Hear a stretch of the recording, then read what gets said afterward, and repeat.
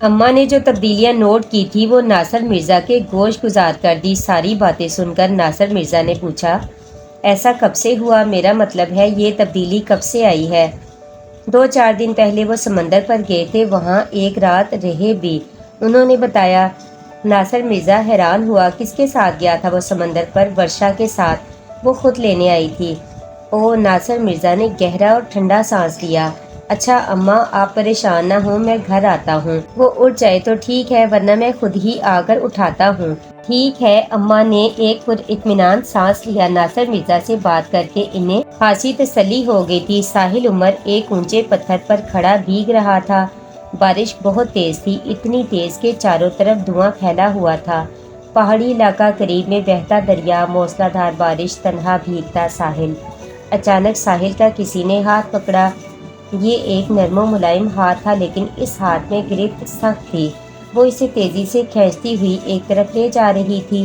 جب وہ ایک گھنے درخت کے نیچے پہنچا تو ساحل عمر نے دیکھا کہ وہ رشا ملوک ہے، وہی سفید ریشمی لبادہ جو بارش میں بھیگ کر اس کے جسم سے چپک گیا تھا۔ اس نے اپنے لباس کو درست کیا اور کسی قدر غصے میں بولی، تمہیں بارش میں بھیگنے کا زیادہ شوق ہے؟ تم بھاگ کر اس درخت کے سائے تلے کیوں نہیں آ گئے؟ ہاں، مجھے بارش میں بھیگنے کا بہت شوق ہے، میں بھیگ رہا تھا تو بھیگنے دیتی، مجھے یہاں کیوں لے آئی؟ ساحل عمر نے بھی اسی انداز میں جواب دیا۔ اس کے لہجے میں خفگی تھی۔ تم نہیں جانتے کہ یہ کس قسم کی بارش ہے، تم پر یہ بارش کس قسم کے اثرات مرتب کرے گی۔ میں تمہیں کسی مصیبت میں مبتلا نہیں دیکھ سکتی۔ تم کون ہو مجھے روکنے والی؟ میں جو چاہے کروں، بارش میں بھیگوں یا دریا میں نہاؤں۔ ہٹو میرے سامنے سے، کتنی خوبصورت بارش ہے اور تم خواہ مخواہ مجھے اس بارش میں نہانے سے منع کر رہی ہو۔ یہ کہہ کر وہ درخت کے نیچے سے نکلا اور تیزی سے بھاگتا ہوا پھر اسی اونچے پتھر پر آن کھڑا ہوا جہاں وہ کچھ دیر پہلے کھڑا تھا۔ بارش موسلا دھار جاری تھی۔ وہ آنکھیں موندے پھر سے اس بارش میں بھیگنے لگا۔ ساحل، میری بات مان لو، مت بھیگو بارش میں، یہ بے موسم کی بارش ہے، تم بیمار ہو جاؤ گے، کمزور ہو جاؤ گے، بے بس ہو جاؤ گے۔ وہ ایسا ہی چاہتی ہے، رشا ملوک نے اسے سمجھانے کی کوشش کی، لیکن ساحل عمر نے اس کی باتوں کی طرف دھیان نہ دیا۔ وہ اس کی طرف سے پیٹھ موڑ کر کھڑا ہو گیا۔ اس کی اس بے رخی پر رشا ملوک کا دل کٹ کر رہ گیا۔ وہ چاہتی تھی کہ جس بے موسم کی بارش میں وہ بھیگ رہا ہے نہ بھیگے۔ اس نے پھر اس بارش سے بچانے کے لیے قدم اٹھائے، لیکن پھر رک گئی۔ وہ جانتی تھی کہ ساحل عمر ضدی ہے، وہ کبھی اس کی بات نہ مانے گا۔ پھر وہ یہ بھی جانتی تھی کہ ساحل عمر انجان ہے، اسے ہوش نہیں ہے وہ کیا کر رہا ہے، اسے کتنا نقصان پہنچ گیا ہے اور مزید کتنا پہنچنے والا ہے۔ ساحل عمر، میں جا رہی ہوں، اس نے چیخ کر کہا۔ اب بھی وقت ہے، اس گھنے درخت کے نیچے آ جاؤ، جاؤ، اس نے اس کی طرف پیٹھ موڑے موڑے کہا۔ مجھے کسی بات کی کوئی پرواہ نہیں۔ کاش تمہیں پرواہ ہوتی، کاش تم میری بات سمجھ سکتے، رشا ملوک نے افسوس بھرے لہجے میں کہا۔ میں کسی کی کوئی بات نہیں سمجھنا چاہتا، مجھے یہ بارش بہت اچھی لگ رہی ہے، مجھے بہت مزہ آ رہا ہے، ساحل عمر نے خوش ہو کر کہا۔ اور جب اس نے پیٹھ موڑ کر دیکھا تو درخت کے نیچے کچھ نہ تھا۔ ابھی اسے گئے ہوئے چند لمحے ہی ہوئے تھے کہ یہ بارش خون کی بارش میں تبدیل ہو گئی۔ اس کے کپڑے خون میں سرخ ہو گئے۔ پھر اس نے جہاں بھی نظر ڈالی ہر طرف خون ہی خون نظر آیا، سارا پانی خون میں تبدیل ہو چکا تھا۔ تب گھبرا کر اس نے رشا ملوک کو آواز دینا چاہی، لیکن آواز گلے میں گھٹ کر رہ گئی۔ ایک دم اس کی آنکھ کھل گئی، اسے کوئی آواز دے رہا تھا، ساحل اٹھو بھئی، آخر کب تک سوتے رہو گے؟ جب اس کے خواص درست ہوئے تو اس نے دیکھا کہ ناصر مرزا اس کے سامنے کھڑا ہوا ہے۔ وہ ایک دم اٹھ کر بیٹھ گیا اور اس نے دونوں ہاتھوں سے سر پکڑ لیا۔ کیا ہوا ساحل؟ ناصر مرزا نے اس کے ہاتھوں پر ہاتھ رکھتے ہوئے کہا۔ کچھ نہیں، اس نے فوراً ہی سر چھوڑ دیا۔ تم کب آئے؟ ابھی آیا ہوں، ناصر مرزا نے کہا اور اس کا چہرہ غور سے دیکھتا ہوا بولا، یار یہ تمہاری حالت کیا ہو رہی ہے؟ تمہارا چہرہ ایک دم زرد ہو رہا ہے، تمہیں یرقان تو نہیں ہو گیا؟ میں بالکل ٹھیک ہوں، یہ سور اماں نے تمہارے کانوں میں پھونکا ہوگا۔ وہ بیڈ سے اٹھتے ہوئے بولا، اماں کو کچھ کہنے کی کیا ضرورت ہے؟ کیا مجھے کچھ دکھائی نہیں دے رہا؟ مجھے لگتا ہے تم نے کئی دنوں سے آئینہ نہیں دیکھا، ناصر مرزا نے کہا۔ وہ بغیر کچھ جواب دیے واش روم میں گھس گیا اور دروازہ زور سے بند کر کے اندر سے چٹکی لگا لی۔ اماں جو دروازے پر کھڑی تھی انہوں نے ناصر مرزا کی طرف دیکھا۔ ناصر مرزا نے ان کی نگاہوں کا مفہوم سمجھتے ہوئے جواب دیا، اماں معاملہ گڑبڑ ہے۔ یہ وہ ساحل عمر ہی نہیں، آپ نے بہت اچھا کیا جو مجھے فون کر کے بتا دیا، میں اس سے بات کرتا ہوں۔ اس کے واش روم سے نکلنے کے بعد ناصر مرزا نے اسے جو بھی بات کی، اس بات کا اس نے مختصر اور گول مول جواب دیا۔ ناصر مرزا حیرت سے اس کا چہرہ دیکھ رہا تھا اور پریشان ہو کر اس کے جوابات سن رہا تھا۔ ساحل، تمہیں میرے ساتھ ڈاکٹر کے پاس چلنا ہوگا، تم مجھے بیمار دکھائی دے رہے ہو۔ میں بالکل ٹھیک ہوں، بلکہ پہلے سے زیادہ چاق و چوبند ہوں۔ مرحوم عابد منجم نے تمہیں منع کیا تھا کہ ورشا سے اب نہیں ملنا، تم ملنا چھوڑنے کی بجائے اس کے ساتھ سمندر پر چلے گئے، اور اس کے لہجے میں خفگی تھی۔ عابد منجم کو بلا وجہ کوئی غلط فہمی تھی۔ ورشا بہت اچھی لڑکی ہے، اس سے کہیں زیادہ اچھی اس کی ماں ہے۔ میں نہیں سمجھتا کہ ان سے ملنے میں کوئی حرج ہے۔ یہ بات تم کہہ رہے ہو، تم نہیں جانتے ہو میری بھتیجی کی قاتلہ برکھا ہے۔ وہ دونوں ماں بیٹیاں اتنی معصوم سی تو ہیں، وہ کیا کسی کو قتل کریں گی یار؟ ناصر مرزا کی آنکھیں حیرت سے پھٹ گئیں۔ تمہیں ضرور ان منحوسوں نے کچھ گھول کر پلا دیا ہے۔ پہلے تو تم نے کبھی اس طرح کی بات نہیں کی۔ پہلے میں انہیں زیادہ جانتا نہ تھا۔ تمہارے گلے میں مجھے تعویذ نظر نہیں آ رہا۔ اچانک ناصر مرزا کی نظر اس کے گلے پر پڑی۔ قمیض کے بٹن کھلے ہوئے تھے، گلے میں تعویذ نظر نہیں آ رہا تھا۔ تعویذ کا ذکر سن کر ساحل عمر ایک لمحے کو چونکا، پھر فوراً ہی اس نے خود پر قابو پا لیا اور بڑے اطمینان سے بولا، یار پتہ نہیں وہ تعویذ کہاں گیا؟ میں واش روم میں جاتا تھا تو اس تعویذ کو فریم میں لٹکا دیا کرتا تھا، اسی تصویر سے وہ غائب ہو گیا۔ اپنے اس جھوٹ پر ساحل عمر خود بڑا حیران ہوا۔ اس کا جی چاہ رہا تھا کہ وہ اصل بات ناصر مرزا کو بتا دے کہ اس نے تعویذ دفن کر دیا ہے، اور یہ دفن بھی اس نے اپنی مرضی کے خلاف کیا ہے۔ وہ دفن نہیں کرنا چاہتا تھا، لیکن اندر سے کوئی اسے اس بات پر اکسا رہا تھا، یہاں تک کہ وہ اس تعویذ کو دفنانے پر مجبور کر دیا گیا۔ اس وقت بھی اس کی خواہش تھی کہ وہ ساری بات پوری ایمانداری سے ناصر مرزا کو بتا دے، لیکن اندر سے اسے کوئی جھوٹ بولنے پر مجبور کر رہا تھا۔ زبان اس کی تھی، لیکن بول کوئی اور رہا تھا، جیسے اسے اپنے آپ پر اختیار نہیں رہا تھا۔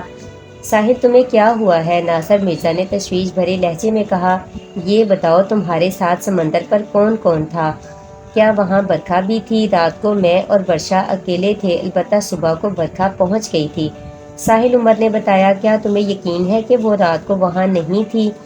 کیا بات کرتے ہو یار، وہ وہاں ہوتی تو کیا نظر نہ آتی؟ پھر انہیں چھپنے کی کیا ضرورت تھی؟ جس طرح وہ صبح نظر آ گئیں، رات کو بھی سامنے آ سکتی تھی۔ میں نے ورشا سے تنہا رہنے کی فرمائش تو نہ کی تھی، ساحل عمر نے ذرا ناگوار لہجہ بنا کر کہا۔ اچھا ساحل، اب تم ایک بات کان کھول کر سن لو، تم اب گھر سے کہیں نہیں جاؤ گے۔ پرسوں صبح میں آؤں گا، تمہیں میرے ساتھ چلنا ہے۔ تمہیں اندازہ نہیں ہے کہ تم پر کیا بیت گئی ہے، ناصر مرزا نے فکر مند ہو کر کہا۔ او یار شکاری، مجھے کچھ نہیں ہوا، تم خواہ مخواہ فکر مند ہو۔ شکاری، ناصر مرزا نے حیران ہو کر دہرایا، یہ تم کس کی زبان بول رہے ہو؟ اپنی زبان بول رہا ہوں۔ ساحل عمر کو اپنی آواز کھوکھلی محسوس ہوئی۔ نہیں، تم یہ اپنی زبان نہیں بول رہے، میں جان گیا ہوں کہ تم کس کے انداز میں گفتگو کر رہے ہو، ناصر مرزا نے براہ راست اس کی آنکھوں میں دیکھتے ہوئے کہا۔ ساحل عمر نے چند لمحے اس کی طرف دیکھ کر آنکھیں جھکا لیں۔ ناصر مرزا نے واضح طور پر یہ بات محسوس کی کہ ساحل کی آنکھوں میں محبت کی چمک کی بجائے اجنبیت کا اندھیرا تھا۔ آج 5ویں رات تھی۔ ناصر مرزا نے 4 راتیں بخیر و خوبی گزاری تھی۔ ان 4 راتوں میں ہر رات کا ایک نیا ڈرامہ سامنے آیا تھا۔ ناصر مرزا کو حافظ موسیٰ جیسے زبردست شخص نے ہدایات نہ دی ہوتی اور ہر بات اچھی طرح کھول کر نہ سمجھا دی ہوتی تو وہ کب کا حوصلہ ہار بیٹھتا۔ 4 راتیں صحیح سلامت نکل جانے کے بعد ناصر مرزا میں ایک نئی قوت، نئی توانائی آ گئی تھی۔ بس اب آج کی رات باقی تھی۔ ناصر مرزا بڑے اہتمام سے اپنی اسٹڈی روم میں آیا تھا۔ 12 بجنے والے تھے۔ وظیفہ 12 اور 1 بجے کے درمیان کیا جانا تھا۔ ناصر مرزا نے کمرے کے تمام پردے برابر کر دیے، پھر لائٹ بجھا کر یہ چیک کیا کہ کہیں سے روشنی تو نہیں آ رہی۔ سڑک کی طرف کھلنے والی کھڑکی کی طرف ایک پردہ سا کھسکا ہوا تھا، وہاں سے تھوڑی سی روشنی اندر آ رہی تھی۔ ناصر مرزا نے پردہ ٹھیک کیا تو اسے ایک دم کسی کتے کے رونے کی آواز آئی۔ یہ آواز بڑی دل دہلانے والی تھی۔ اس آواز کو اس نے سن رکھا تھا، یہ آواز اس کی سماعت میں محفوظ تھی۔ یہ اس عجیب جانور کی تھی جس کا قد گدھے کے برابر تھا اور صورت کتے کی تھی، نہ بھیڑیے کی۔ یہ آواز اتنے قریب سے آئی تھی کہ یوں محسوس ہوا تھا جیسے وہ جانور گھر کی چار دیواری میں موجود ہو۔ ناصر مرزا نے سوچا کہ ابھی تو اس نے وظیفہ بھی شروع نہیں کیا کہ ڈرامہ شروع ہو گیا۔ آج کی رات اللہ خیر کرے وہ اسٹڈی روم کے اندر سے بند کر چکا تھا اور عمل کا وقت شروع ہونے والا تھا۔ ایک بار اس کے جی میں بھی آئی کہ وہ گھر سے باہر نکل کر دیکھے کہیں کوئی کتا تو اندر نہیں آ گیا، لیکن پھر وہ یہ سوچ کر رک گیا کہ ہو سکتا ہے اس طرح اسے عمل سے دور کرنے کی کوشش کی جا رہی ہو، اس کی توجہ اکسائی کو توڑنے کی ناکام جسارت کی جا رہی ہو۔ وہ کسی قیمت پر اب باہر نہیں جائے گا، چاہے بے شک کوئی کتا ہی گھر میں کیوں نہ داخل ہو گیا ہو۔ گھر میں گھر کے دیگر افراد موجود ہیں، اگر واقعی یہ کسی کتے کی آواز ہے تو وہ لوگ بھی سن لیں گے، اور اگر محض اس کو بھٹکانے کے لیے یہ ناٹک کھیلا جا رہا ہے تو یہ آواز محض اس تک ہی محدود رہے گی۔ دو تین بار یہ آواز آئی، ہر مرتبہ یہ آواز قریب ہوتی گئی، آخری بار تو یوں محسوس ہوا جیسے وہ جانور کمرے میں ہی موجود ہو۔ ناصر مرزا نے روشنی چیک کرنے کے بعد لائٹ جلا دی تھی۔ وہ عمل کی تیاریوں میں مصروف تھا، اس نے مسلح بچھا دیا تھا۔ مسلح بچھاتے ہوئے ہی رونے کی آواز آخری مرتبہ سنائی دی تھی، اس کے بعد خاموشی چھا گئی تھی۔ مسلح بچھا کر ناصر مرزا نے گھڑی کی طرف دیکھا، 12:05 ہو رہے تھے۔ وظیفے کا وقت شروع ہو چکا تھا۔ اس نے لائٹ بجھا کر اپنے گرد خسار کھینچا اور پھر مسلح پر بیٹھ گیا۔ تسبیح ہاتھ میں لے کر اس نے پڑھنا شروع کیا کہ آج مسلح پر ایک کھلا ہوا چمکدار چاقو بھی رکھا تھا۔ یہ ایک خطرناک شکاری چاقو تھا، اس کا پھل 7-8 انچ سے کم نہ تھا۔ ناصر مرزا جب شکار پر جاتا تو اس چاقو کو وہ اپنے ساتھ ضرور رکھتا تھا۔ اس چاقو سے اس نے بے شمار جانور ذبح کیے تھے۔ ایک تسبیح مکمل کر کے وہ اس چاقو کو اٹھاتا اور اس کے پھل پر پھونک مار کر مسلح پر رکھ دیتا۔ وظیفے کے دوران اس کی آنکھیں بند تھیں، وہ محض اندازے سے چاقو اٹھاتا، ایک لمحے کے لیے آنکھیں کھول کر چمکتے پھل پر پھونک مارتا اور آنکھیں پھر سے بند کر لیتا۔ اگرچہ اس کی آنکھیں بند تھیں لیکن اس کے کان پوری طرح کھلے ہوئے تھے۔ کمرے میں ہونے والی ہلکی سی آہٹ بھی اس کی سماعت میں ارتعاش پیدا کر دیتی تھی۔ پڑھتے پڑھتے اچانک اس کے کانوں میں پروں کی پھڑپھڑاہٹ سنائی دی۔ اسے یوں محسوس ہوا جیسے کئی چمگادڑیں کمرے میں گھس آئی ہوں۔ وہ یہ بات جانتا تھا کہ کمرے کا ہر دروازہ اور ہر کھڑکی بند تھی، چمگادڑوں کا باہر سے آنا ممکن نہ تھا۔ یہ بات فریب سماعت تھی، لیکن وہ پروں کی پھڑپھڑاہٹ کو اپنے سر پر اس طرح محسوس کر رہا تھا جیسے حقیقت میں چمگادڑیں کمرے میں گھس آئی ہوں۔ یہ ایک خطرناک صورتحال تھی۔ حصار اس نے زمین پر کھینچا تھا، اس حصار کو توڑ کر اس تک پہنچنا ممکن نہ تھا، لیکن اس کے سر پر تو کوئی حصار نہ تھا۔ اس طرح کی صورتحال کے بارے میں کوئی نشاندہی بھی نہیں کی گئی تھی۔ اب جو کچھ کرنا تھا اپنی حاضر دماغی سے کام لے کر ہی کرنا تھا۔ تسبیح پڑھتے ہوئے اس نے بائیں ہاتھ سے ٹارچ اٹھا کر روشنی کی اور اس کا رخ چھت کی طرف کیا۔ کمرے میں 4-5 چمگادڑیں موجود تھیں اور وہ بڑی تیزی سے ادھر ادھر اڑ رہی تھی۔ 12:15 بجے کا عمل تھا۔ اچانک ٹیلی فون کی گھنٹی بجی۔ ساحل عمر اپنے بیڈ روم میں موجود تھا، وہ کمرے میں اندھیرا کیے میوزک سن رہا تھا۔ اس کی آنکھیں بند تھیں۔ گھنٹی کی آواز نے اسے چونکا دیا۔ ڈیک کی آواز کم کر کے اس نے ریسیور اٹھایا اور دھیرے سے کہا، جی کیا کر رہے ہو ساحل؟ مترنم آواز میں پوچھا گیا۔ اچھا آپ ہیں؟ ساحل عمر نے اس کی آواز پہچان کر کہا، میں میوزک سن رہا ہوں۔ تم وہاں اکیلے ہو؟ یہاں میں اکیلی ہوں، میرے پاس آ جاؤ نا، پیار سے کہا گیا۔ اس وقت کیا بجا ہے؟ ساحل عمر نے پوچھا۔ رات آدھی ہوئی ہے، یہی تو وقت ہے دوستوں کا، دوستوں سے ملنے کا۔ آپ کہاں ہیں؟ میں اپنے گھر پر ہوں اور تمہاری منتظر۔ آ رہے ہو نا؟ جی میں آ رہا ہوں، آپ میرا انتظار کیجیے۔ یہ کہہ کر اس نے ریسیور رکھ دیا۔ لائٹ آن کر کے تیزی سے کپڑے تبدیل کیے۔ اسی وقت وہ کسی روبوٹ کی طرح کام کر رہا تھا، وہ اپنے اختیار میں نہ تھا، اسے جو کہا گیا تھا اس پر عمل کرنے کے لیے وہ مجبور تھا۔ کپڑے تبدیل کر کے اس نے گھر کی اور گاڑی کی چابی اٹھائی۔ گیٹ کھول کر اس نے گاڑی سٹارٹ کی اور کھلے گیٹ سے وہ گاڑی لے کر نکل گیا۔ اس نے گیٹ بند کرنے کی بھی زحمت گوارا نہ کی۔ گھر کا گیٹ کھلنے اور گاڑی سٹارٹ ہونے کی آواز پر جب اماں ہانپتی کانپتی گیٹ تک پہنچی، اس وقت ساحل کی گاڑی گلی کا موڑ کاٹ چکی تھی۔ ساحل عمر کے اس طرح نکل جانے پر اماں کی آنکھوں کے سامنے اندھیرا چھا گیا تھا۔ कुछ देर वो गेट पकड़े खड़ी रही। आंखों के आगे से अंधेरा छटा तो वो गुमसुम हो गई। इनकी समझ में ही न आया कि ये अचानक हुआ क्या। साहिल उमर कहाँ चला गया, कैसे चला गया, वो अम्मा से इस कदर बेनियाज कैसे हो गया। इसने तो अपने घर का भी ख्याल न किया, इस तरह घर छोड़कर भागा जैसे जलजला आ गया हो। चंद दिनों कबल जब वो समंदर पर गया था तो अम्मा की तन्हाई का ख्याल करके इसने मर्जीना को साथ रखने की हदायत की थी, और आज आधी रात को अम्मा से इजाज़त लेने की बात तो दूर की थी, वो घर का गेट ही खुला छोड़ गया था। वो डाकुओं को दावत दे गया था। अम्मा चकराई हुई थी। थोड़े होशो हवास बहाल हुए तो उन्होंने घर का गेट बंद किया, अंदर आकर दरवाजे की चुटकी चढ़ाई, इसे ला किया और साहिल उमर के बिस्तर पर आकर लेट गईं और सिसक सिसक कर रोने लगीं। रोते रोते वो जाने कहाँ पहुँच गईं। इस दिन भी तो वो रो रही थी। एकदम ही इनके दुख का पहाड़ टूटा था। वो अपने घर में जिस तरह बैठी थी वैसे ही उठकर निकल आई थी। इन्हें किसी ने रोकने की कोशिश ना की थी, वैसे भी वो रुकने वाली ना थी, लेकिन अगर इन्हें कोई रोकता तो वो इस बात को जिंदगी भर ना भूलती। भूली तो खैर वो किसी बना थी। जब माजी की फिल्म इनके दिमाग में चलना शुरू हो जाती तो फिर ये सिलसिला दूर तक चला जाता। बचपन, शादी, शादी के बाद की ज़िंदगी, औलाद का ना होना, औलाद के लिए 100 जतन करना और रोज़ सास के ताने सुनना। वो बे औलाद थी तो इसमें इनका क्या कसूर था। औलाद तो ऊपर वाले की देन है, जिसको चाहे दे, जिसको चाहे ना दे। देने पर आए तो कच्चे आंगन को बच्चों से भर दे, और ना देने पर आए तो सोने के चमचे वाले घर में एक बच्चा ना पैदा होने दे।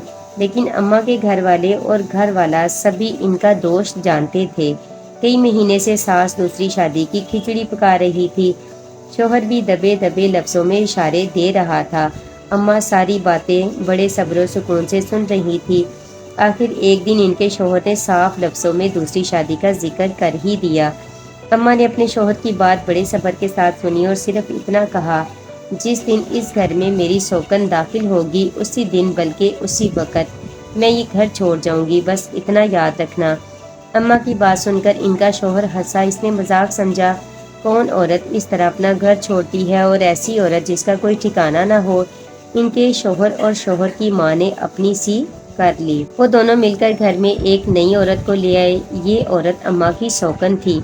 अम्मा ने अपना कहा सच कर दिखाया। सौकन को देखते ही वो उठ खड़ी हुई। सौकन के कदम घर के अंदर की तरफ उठ रहे थे और अम्मा के कदम बाहर की जानिब उठ रहे थे। वो जिस तरह बैठी थी वैसे ही पैरों में चप्पल डालकर चल दी थी। उन्होंने पीछे मुड़कर देखा, ना किसी ने पीछे से आवाज़ दी। अम्मा के शोहर और सास ने इन्हें घर से निकलते देखा। शोहर ने चाहा भी कि वो दरवाजे पर जाकर अम्मा को रोक ले, तब सास ने फौरन ही इसका हाथ पकड़ लिया और बेनियाजी से बोली, कहीं नहीं जाती, आ जाएगी धक्के खाकर। मुमकिन था कि अम्मा धक्के खाकर वाकई इस घर की दहलीज पर लौट आती, लेकिन इनकी किस्मत में धक्के ना थे। घर से निकलकर इनका जिधर रुख था उधर चल पड़ी और फिर वो चलती गईं। इन्हें नहीं मालूम था कि वो किधर जा रही हैं, बस दिमाग में ये बात बैठी हुई थी कि अब इस घर में नहीं रहना, घर से बहुत दूर निकल जाना है। चलते चलते जब वो थक गईं तो फुटपाथ पर बैठ गईं। साहिल उमर के पापा उमर आबिद और इसकी मम्मी टहल कर आ रहे थे। साहिल उमर इन दिनों 6 माह का था। वो रूही की गोद में था। उमर आबिद पीछे बेकरी पर डबल रोटी मक्खन खरीदने रुक गए थे और रूही साहिल को गोद में लिए बिल्डिंग के गेट की तरफ बढ़ रही थी। इस वक्त ये लोग गार्डन के इलाके में नए बने फ्लैट में रहते थे। साहिल इस वक्त रूही की गोद में बुरी तरह मचल रहा था। इसे अचानक जाने क्या हुआ था, एकदम रोना शुरू कर दिया था। शायद इसे अपने पापा नजर नहीं आए थे या जाने क्या बात थी। फुटपाथ पर चलते हुए अचानक ही अम्मा पर नजर पड़ी थी। वो घुटनों में मुंह दिए और टांगों के गिर्द हाथ बांधे सिसक सिसक कर रो रही थी। रूही ने एक औरत को रात के 10 बजे फुटपाथ पर रोते देखा तो वो ठिठक गई। इसने इसके पास खड़े होकर पूछा, क्या हुआ। अम्मा ने किसी औरत की आवाज़ सुनी तो वो फौरन घुटनों से अपना सर उठाया, जल्दी जल्दी दुपट्टे से अपने आंसू पोंछे और उठकर खड़ी हो गई। साहिल उमर जो अभी तक रूही की गोद में रोए जा रहा था, अम्मा की शक्ल देखकर एकदम चुप हो गया। अम्मा ने बेख्तियार इसकी तरफ हाथ बढ़ाया तो वो खामोशी से इनकी गोद में चला गया। बेगम साहिबा, आपका बच्चा बहुत प्यारा है, अगर आप इजाज़त दे तो इसे प्यार कर लूँ। اس نے بڑے پیار بھرے لہجے میں پوچھا۔ ہاں ہاں کیوں نہیں، روحی نے فوراً کہا۔ اماں نے ساحل کو پیار کیا تو اس نے ان میں جانے کیا دیکھا کہ گلے سے لپٹ گیا۔ روحی نے اماں کے چہرے کو، ان کے لباس کو غور سے دیکھا۔ وہ اسے ایک شریف گھرانے کی عورت نظر آئیں۔ اسے اس بات پر حیرت تھی کہ وہ فٹ پاتھ پر بیٹھی کیوں رو رہی تھی۔ آپ کون ہیں؟ ساحل عمر کی ممی روحی نے پوچھا۔ میں کوئی نہیں ہوں، جواب ملا۔ جواب میں بڑا دکھ تھا۔ کہاں سے آئی ہے؟ روحی نے پھر سوال کیا۔ کہیں سے نہیں۔ وہی دکھ بھرا لہجہ۔ یہاں کیوں بیٹھی تھی اور رو کیوں رہی تھی؟ اپنے نصیبوں کو رو رہی تھی۔ یہ کہہ کر وہ پھر رونے لگی۔ ساحل عمر نے بڑی معصومیت سے روتی ہوئی اماں کو جھک کر دیکھا تو وہ روتے روتے ایک دم چپ ہو گئی اور مسکرا کر اسے دیکھا۔ ساحل عمر پھر ان کے گلے سے لپٹ گیا اور اس طرح لپٹا کہ روحی کی بار بار کوشش کے باوجود اس کی گود میں واپس نہ آیا۔ تب روحی اماں کو اپنے گھر لے آئی۔ اماں پر جو گزری تھی وہ انہوں نے سچ سچ کہہ سنائی۔ ان کی ساری رودات سن کر روحی نے اماں کو اپنے ساتھ رکھنے کا فیصلہ کر لیا، اور اس فیصلے کی بڑی وجہ ساحل عمر تھا جسے اماں پسند آ گئی تھی۔ روحی گھر میں اکیلی رہتی تھی، اماں کا ساتھ اسے سکھ دے سکتا تھا، یہ سوچ کر اس نے اماں کو اپنے ساتھ رکھنے کا فیصلہ کر لیا۔ اماں کو بھی ٹھکانے کی ضرورت تھی، روحی کے گھر سے اچھا ٹھکانہ ان کے لیے اور کیا ہو سکتا تھا۔ روحی نے اماں سے کہا، اس گھر میں میرے ساتھ جب تک رہنا چاہو رہو، جب تمہارا شوہر تمہیں لینے آ جائے تو چلی جانا۔ نہیں بیگم صاحبہ، اب میں کہیں نہیں جاؤں گی، شوہر کو تو میں چھوڑ آئی، اول تو وہ آئے گا نہیں، اگر بھولا بھٹکا کبھی ادھر نکل آیا تو میں اس کے ساتھ جاؤں گی نہیں، آپ نے نہ رکھا تو کوئی اور ٹھکانہ ڈھونڈ لوں گی، پر شوہر کے گھر نہیں جاؤں گی، یہ میں عہد کر کے نکلی ہوں، اماں نے دو ٹوک لہجے میں کہا۔ بس پھر وہ دن اور آج کا دن اماں نے اس گھر کی دہلیز کو ایسا پکڑا کہ پھر کبھی کہیں جانے کا نام نہ لیا۔ ساحل نے انہیں اپنی گرفت میں لے لیا تھا، اب اس گرفت سے نکلنا ان کے بس میں نہ تھا۔ ساحل عمر بھی اماں کا دیوانہ تھا، وہ ان کے بغیر رہتا ہی نہ تھا۔ پھر ساحل کی ممی اور پاپا کا سلوک بھی اماں کے ساتھ بہترین تھا، وہ دونوں انہیں ملازم سمجھتے ہی نہ تھے۔ جس طرح گھر میں ایک بڑے کی حیثیت ہوتی ہے، بالکل وہی احترام اماں کو دیا جاتا تھا۔ ایک ہی شہر میں رہتے ہوئے ان کے شوہر نے انہیں کبھی ڈھونڈنے کی کوشش نہ کی، اماں نے بھی کبھی اپنے شوہر کی جستجو نہ کی۔ وہ تو اپنا گھر جانتی تھی لیکن انہوں نے کبھی ادھر کا رخ نہ کیا۔ اماں روحی کے ساتھ صدر گئی تو ایک مرتبہ ان کی اپنے شوہر پر ضرور نظر پڑی۔ اماں نے اسے دیکھتے ہی اپنا منہ چھپا لیا۔ جب انہوں نے اس سے ہمیشہ کے لیے ناتا ہی توڑ لیا تھا تو پھر اپنا آپ دکھا کر کیا کرنا تھا۔ وقت تیزی سے گزرتا گیا۔ ساحل عمر جو 6 ماہ کی عمر میں ان کی گود میں آیا تھا، اب وہ ایک کڑیل جوان بن چکا تھا، لیکن جو چاہت اماں کے دل میں پہلے دن سے ساحل کے لیے تھی وہ آج تک برقرار تھی۔ وہ اس پر جان نچھاور کرتی تھی، اس پر صدقے واری جاتی تھی۔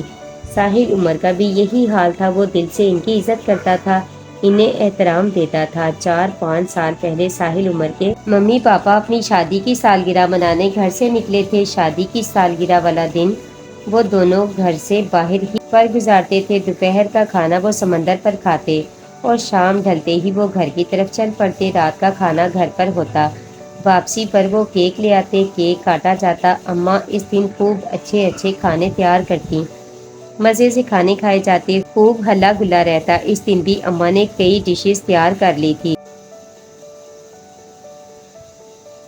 ساحل عمر اپنے ممی پاپا کا بے چینی سے انتظار کر رہا تھا، انہیں اب تک آ جانا چاہیے تھا لیکن وہ ابھی تک نہیں آئے۔ گارڈن والا فلیٹ وہ کب کا چھوڑ چکے تھے، اب یہ لوگ نارتھ ناظم آباد کے ایک بڑے مکان میں رہتے تھے۔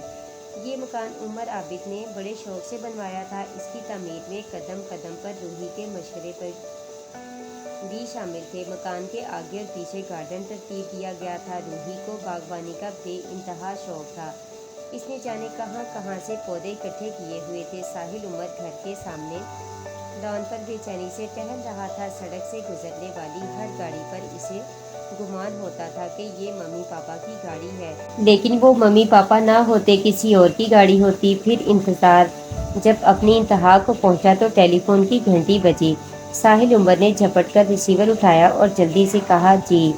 ادھر سے کوئی خاتون بول رہی تھی۔ انہوں نے پہلے ٹیلی فون نمبر کنفرم کیا۔ ساحل عمر نے نمبر سن کر کہا، جی یہی نمبر ہے، آپ عمر عابد صاحب کے کون ہیں؟ ادھر سے سوال ہوا۔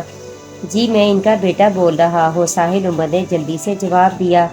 تو ادھر ایک ٹھنڈا سانس لیا گیا۔ دیکھیے میں ڈاکٹر ظفرین بول رہی ہوں، میرے پاس آپ کے لیے کوئی اچھی خبر نہیں ہے۔ آپ کے ممی پاپا کا ایکسیڈنٹ ہوا ہے، دونوں کی کنڈیشن اچھی نہیں، آپ فوراً ہاسپٹل آ جائیے۔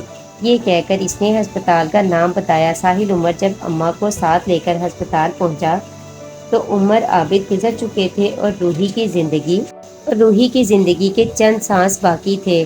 روحی نے چند لمحوں کے لیے آنکھیں کھولی، ساحل کو دیکھا، ساحل سے جھک کر اپنی ماں کی پیشانی چومی تو اس کی آنکھیں ایک دم چھلک پڑیں۔ اس نے گردن موڑ کر اپنی آنکھیں صاف کیں۔ اتنی دیر میں روحی چل بسی۔ ساحل سمندر سے واپسی پر ان کی گاڑی کو ایک تیز رفتار ٹرک نے ٹکر مار دی تھی۔ پھر اس ڈرائیور نے پلٹ کر بھی نہ دیکھا تھا کہ گاڑی میں موجود مسافروں کا کیا بنا۔ ساحل عمر نے بڑے حوصلے سے کام لیا۔ اتنے بڑے حادثے کو اس نے دل پر پتھر رکھ کر سہ لیا۔ اماں اس کو صبر کی تلقین کرتی تھی اور خود کونوں میں جا کر چھپ چھپ کر روتی تھی۔ ساحل عمر انہیں روتا ہوا دیکھ لیتا تو بڑے حوصلے سے ان کو سمجھاتا تھا۔ ساحل عمر کا صبر دیکھ کر اماں حیران ہوتی تھی۔ سوئم کے بعد ساحل عمر نے ایک مرتبہ بڑے دکھ بھرے لہجے میں اماں سے کہا تھا، اماں اب تم مجھے چھوڑ کر نہ چلی جانا۔ ساحل عمر کی اس بات پر اماں کا دل کٹ کر رہ گیا۔ انہوں نے فوراً اسے اپنے گلے سے لگا لیا تھا اور خوب پھوٹ پھوٹ کر روئی تھی۔ میں اب کہاں جاؤں گی، میری جان تجھ میں ہے۔ آج وہی ساحل عمر جس نے اماں سے چھوڑ کر نہ جانے کی درخواست کی تھی، آج خود ہی ان کو چھوڑ کر چلا گیا تھا۔ وہ اس دکھ کو کیسے برداشت کرتی؟ وہ سسک سسک کر روئے جا رہی تھی اور ان کو تسلی دینے والا کوئی نہ تھا۔ اچانک انہیں یہ احساس ہوا جیسے کسی نے ان کے سر پر ہاتھ رکھا ہو۔ انہوں نے فوراً آنکھیں کھول دی اور آنسو بھری آنکھوں سے چاروں طرف دیکھا۔ کمرے میں کوئی نہ تھا۔ یہ ان کا محض وہم تھا۔ تسلی دینے کی خواہش نے شاید مجسمے حیثیت اختیار کر لی تھی۔ پھر انہوں نے آنسو پونچھ ڈالے اور وضو کرنے کے لیے واش روم میں چلی گئیں۔ ساحل عمر جب برکھا کے بنگلے پر پہنچا تو نہ اسے ہارن بجانے کی ضرورت پڑی اور نہ بیل دینے کی۔ جب ساحل کی گاڑی گیٹ کے سامنے رکی تو گیٹ خود بخود کھلتا چلا گیا۔ ہیڈ لائٹس کی روشنی میں ساحل عمر نے دیکھا کہ گیٹ کھولنے والی خود برکھا ہے۔ اسے بڑی حیرت ہوئی، وہ جانے کب سے گیٹ کے پیچھے کھڑی اس کا انتظار کر رہی تھی۔ اس احساس نے اس کے دل میں تفاخر پیدا کر دیا۔ برکھا نے گیٹ کے ایک طرف کھڑے ہو کر اسے گاڑی اندر لے آنے کا اشارہ کیا۔ جب گاڑی اندر آ گئی تو اس نے اسے رکنے کا اشارہ کیا۔ ساحل عمر نے گاڑی کو بریک لگایا اور برکھا کو مڑ کر دیکھنے لگا۔ برکھا نے گیٹ بند کیا اور پھر گاڑی کا دروازہ کھول کر اس کے ساتھ بیٹھ گئی اور اس کی طرف مسکرا کر ہاتھ بڑھایا۔ ساحل عمر نے ہاتھ ملایا۔ وہ ہنس کر بولی، مجھے یقین نہیں آ رہا برکھا جی، کس بات کا؟ کہ میری ایک فون کال پر آدھی رات کو آنن فانن میرے پاس پہنچ جاؤ گے۔ بس مجھے نہیں معلوم کیا ہوا، آپ نے کہا آ جاؤ، آپ کی آواز سن کر میں فوراً یہاں آ گیا۔ اسے جانتے ہو کیا کہتے ہیں؟ برکھا نے اس کی طرف ذرا جھک کر دیکھا۔ نہیں جانتا، اسے محبت کہتے ہیں۔ تمہیں مجھ سے محبت ہو گئی ہے؟ برکھا جی شاید آپ ٹھیک کہہ رہی ہے۔ میں ٹھیک ہی کہتی ہوں، میں کبھی غلط نہیں کہتی۔ چلو گاڑی آگے بڑھاؤ، گاڑی بنگلے کے پیچھے کھڑی کرنی ہے، برکھا نے بڑی ادا سے کہا۔ ساحل عمر نے برکھا کی ہدایت کے مطابق گاڑی بنگلے کے پیچھے جا روکی اور انجن بند کر کے گاڑی سے اتر آیا۔ ساحل عمر، مجھے حیرت ہے کہ تم نے اب تک ورشا کے بارے میں کچھ نہیں پوچھا۔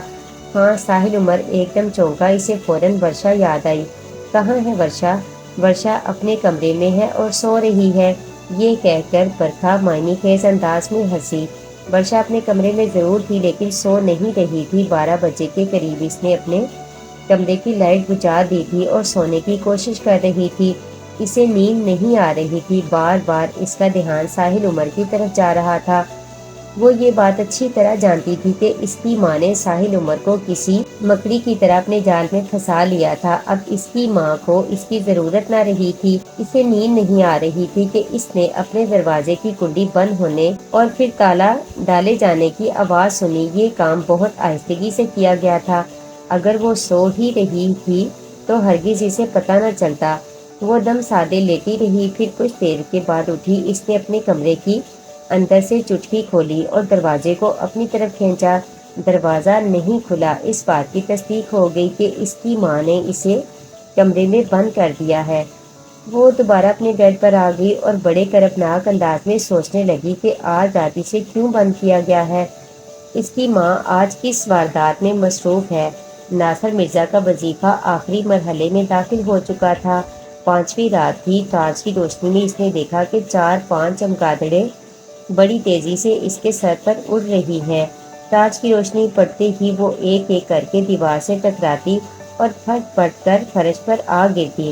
چند لمحوں بعد ان کا وجود عدم وجود ہو گیا۔ ناصر مرزا نے چمگادڑوں کو ہوا میں تحلیل ہونے کے بعد ٹارچ بند کر دی۔ اس کا عمل جاری تھا۔ اس کی انگلیاں تیزی سے تسبیح کے دانے پھینک رہی تھی۔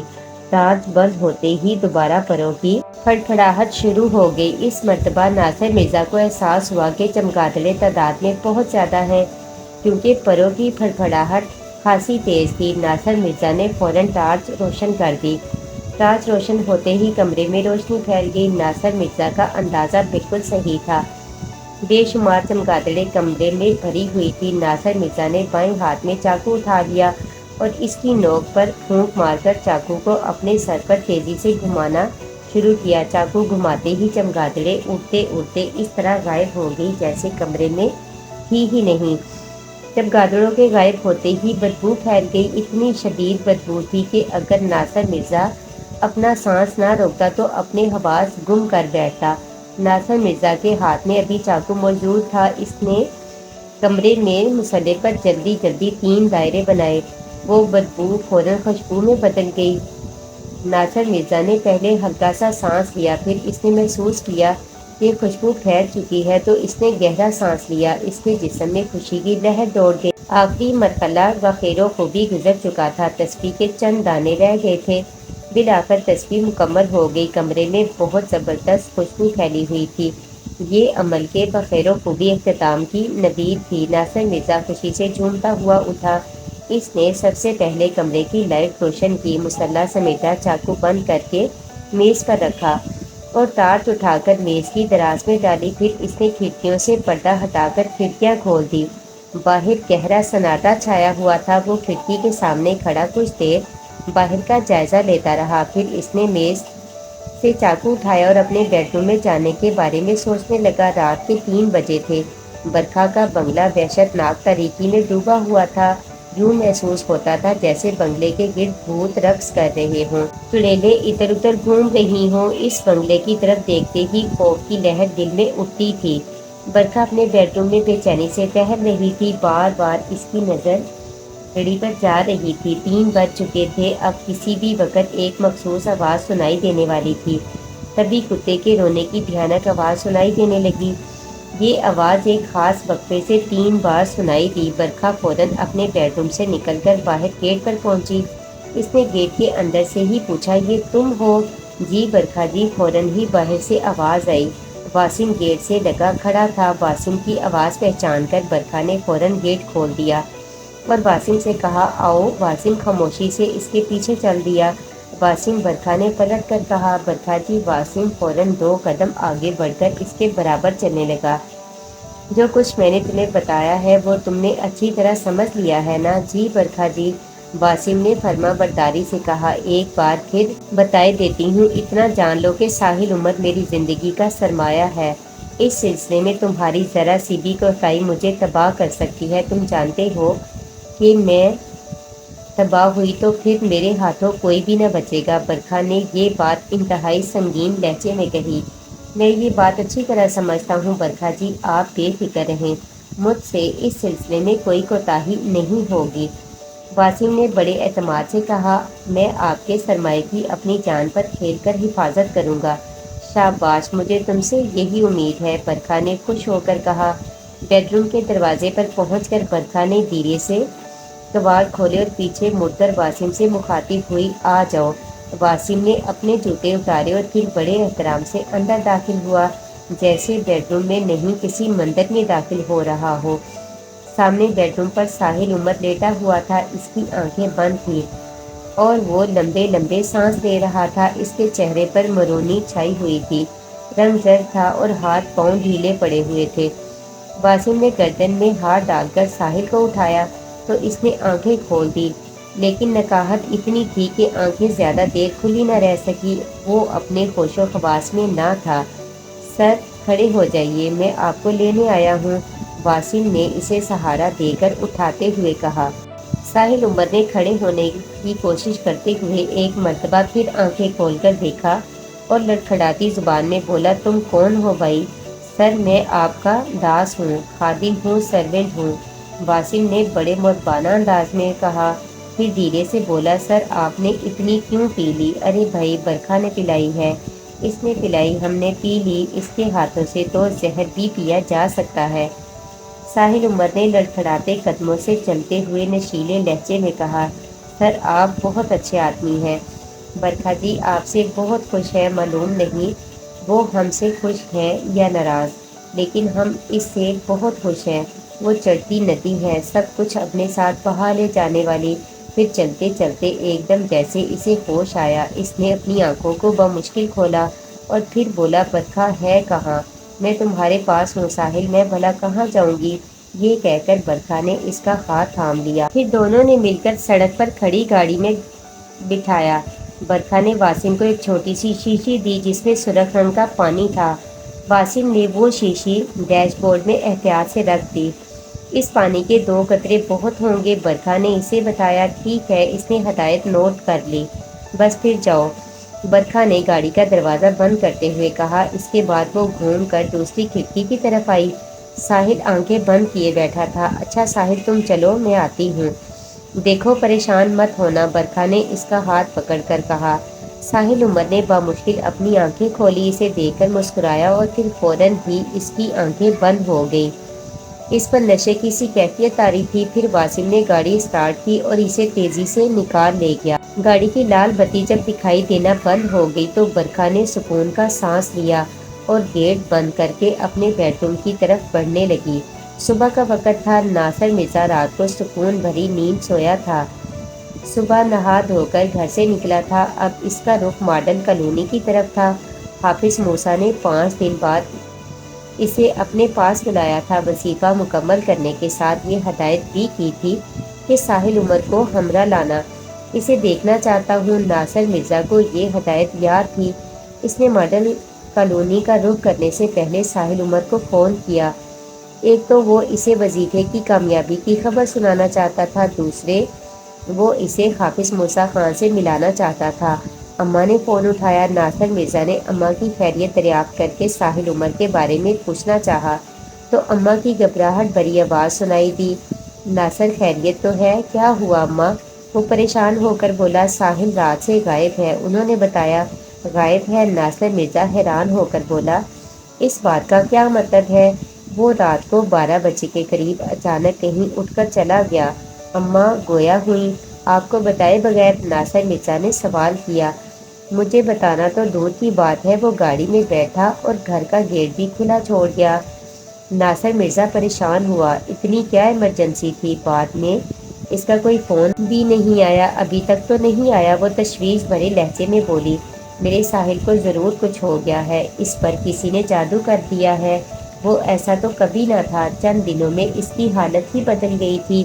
اچھا اماں آپ پریشان نہ ہوں، اس وقت میں ماڈل کالونی جا رہا ہوں، ضروری کام ہے، وہاں سے واپسی پر آپ کی طرف آتا ہوں۔ ساحل کہیں نہیں جائے گا، ہو سکتا ہے وہ میرے آنے سے پہلے ہی گھر پہنچ جائے۔ ناصر مرزا نے تسلی دی، اللہ کرے ایسا ہی ہو۔ اماں کے دل سے دعا نکلی۔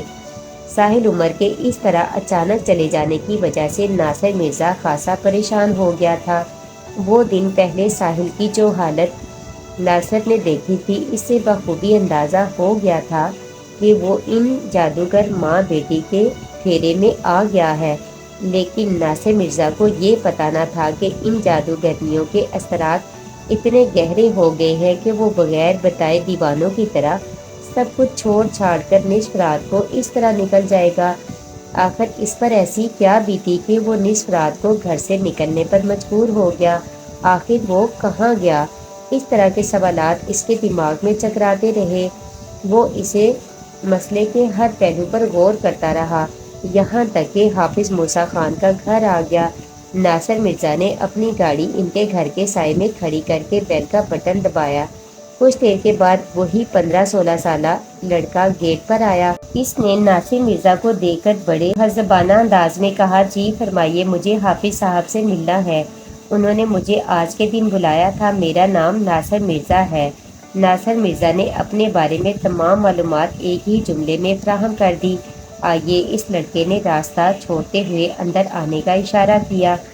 ناصر مرزا گیٹ میں داخل ہو کر رک گیا۔ لڑکا جب گیٹ بند کر کے پلٹا تو اس نے ناصر مرزا کو اپنا منتظر پایا۔ تشریف لے جائیے، اس نے مکان کے پچھلے حصے کی طرف اشارہ کیا، وہ وہیں ہے۔ دروازہ کھٹکھٹا کر اپنا نام بتائیے گا تو دروازہ کھل جائے گا۔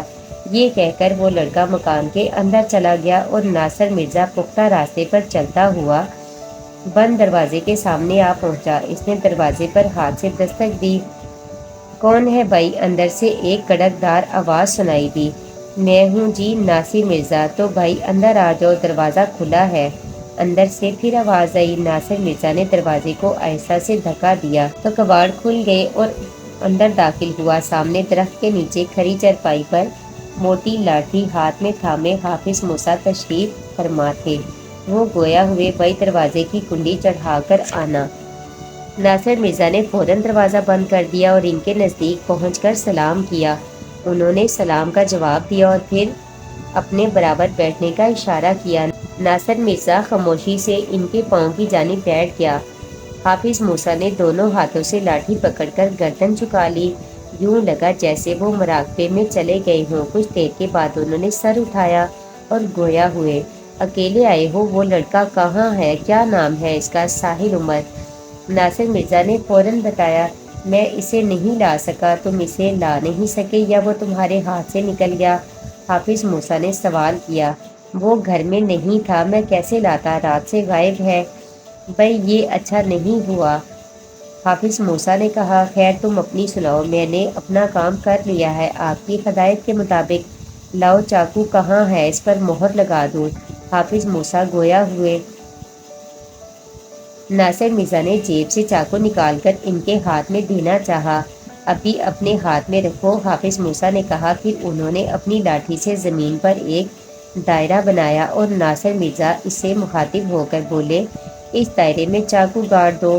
ناصر مرزا فوراً نیچے بیٹھ گیا اور چاقو کھول کر گھاس لگی زمین پر دائرے کے درمیان اس چاقو کو گاڑ دیا۔ حافظ موسیٰ نے اپنی لاٹھی اس چاقو کے ہتھے پر رکھ دی۔ پھر انہوں نے کچھ پڑھتے ہوئے اپنی لاٹھی چاقو پر آہستہ آہستہ مارنا شروع کی۔ چاقو لاٹھی کی ہلکی ضربوں سے مزید زمین میں دھنسنے لگا، یہاں تک کہ چاقو کا پھل بالکل غائب ہو گیا۔ تب حافظ موسیٰ نے لاٹھی کی آخری ضرب لگائی اور پھر اپنے مخصوص انداز میں لاٹھی کو دونوں ہاتھوں میں تھام کر گردن جھکا لی اور گردن جھکائے جھکائے بولے، چاقو باہر نکالو۔ ناصر مرزا نے فوراً زمین سے چاقو نکال لیا اور بولا، چاقو نکال لیا جی۔ اس کی نوک پر کیا لگا ہے؟ ارے اس کی نوک تو سنہری ہو گئی ہے۔ ناصر مرزا نے چاقو کو دیکھتے ہوئے کہا، مبارک ہو، تمہاری محنت رائگاں نہیں گئی، اسے آنکھیں مل گئی ہیں۔ حافظ صاحب میں سمجھا نہیں۔ ارے بھائی یہ میرے جیسا اندھا نہیں رہا۔ ناصر مرزا کی سمجھ میں بات ابھی بھی نہ آئی تھی، لیکن اس نے مزید سوال کرنا مناسب نہ سمجھا۔ یہ چاقو تمہارے بہت کام آئے گا، بس اس کی حفاظت کرنا۔ جی اچھا، ناصر مرزا نے کہا۔ پھر چند لمحے توقف کر کے بولا، مجھے اپنے دوست کی بہت فکر ہے۔